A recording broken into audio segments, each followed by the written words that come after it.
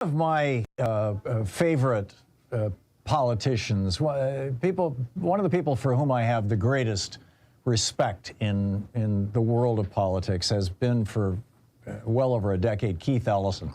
He was the Attorney General of Minnesota. Prior to that, and he was on this program regularly, he was Minnesota's representative, Minnesota's 5th Congressional District in the U.S. House of Representatives. And he has a new book out titled Breaking the Wheel, Ending the Cycle of Police Violence. That is just an absolutely extraordinary look. Mostly it centers around the George Floyd killing and the trial that was involved with that, because Keith Ellison himself was very involved with that. And the Minnesota's 5th District, and now the Attorney General for the state of Minnesota, excuse me, since 5th District, a former congressman of representing the Minnesota's 5th District, and now the Attorney General for the state of Minnesota, excuse me, since 2019, Keith Ellison. He's got a brilliant new book out, Breaking the Wheel, Ending the Cycle of Police Violence. And General Ellison,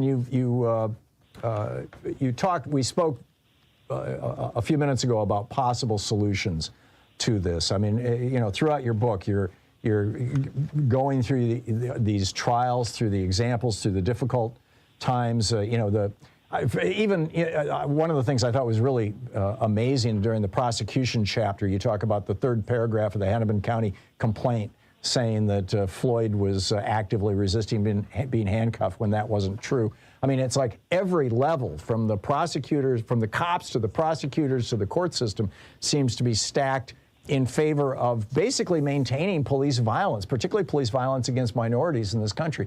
What can we do? We've got about 2 before we hit a hard break. Well, we've got to, first of all, prosecute crime, whether or not the person wears a badge or not. That is a very critical part of this. There's got to be people have to have a credible regard for the law. We also have to have administrative remedies. I mean, people need to get fired when they violate the rules. Derek Chauvin had 18 prior excessive force complaints, and he wasn't even the top 10. Our middle managers calling people in with excessive complaints saying, what's wrong with you? What's going on? How are you getting all these complaints? And so we've got to have a criminal justice response, and we have to stop this practice of impunity, and we've got to have realistic sanctions on people who have excessive complaints. Then things like training can really work. Then the chokehold thing can work. Then the no-knock warrant prohibitions can work. But we've got to start with the idea: you commit a crime, you're going to have to face accountability, whether you have a badge or not. That seems like an important place to start. Is there an issue around the way that we're training our police officers, or our failure to train them? I mean, do we need national standards, for example? The answer is yes, we do. But I just want to say I am for training. I'm all for better training. But what training did they need to get off George Floyd's neck after 9 minutes and 29 seconds? You're right. They were trained to do CPR. They were trained to not do racial bias, unleash their racial biases. How come a 9-year-old girl would wanted to call the police on the police? I mean, what is the training that you see that the Tyree Nichols alleged killers needed? I mean, they were trained. They were an elite force called the Scorpion or whatever. I mean, what do so you get the guy who, Jason Van Dyke, who shot down Laquan McDonald, wrote in a report that he was coming at me with a knife. It shows that he was going away from him. Yeah. What is the training? What's going to fix that? So is it a hiring issue?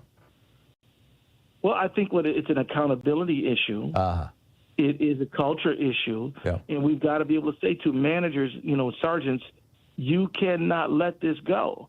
I mean, the culture has got to shift from one where doing a good job is rewarded and doing a bad job is punished. I'm sorry, that's just what is going to have to happen.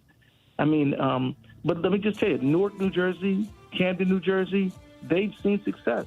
Let's look at what they're doing. Yeah, sounds like a plan.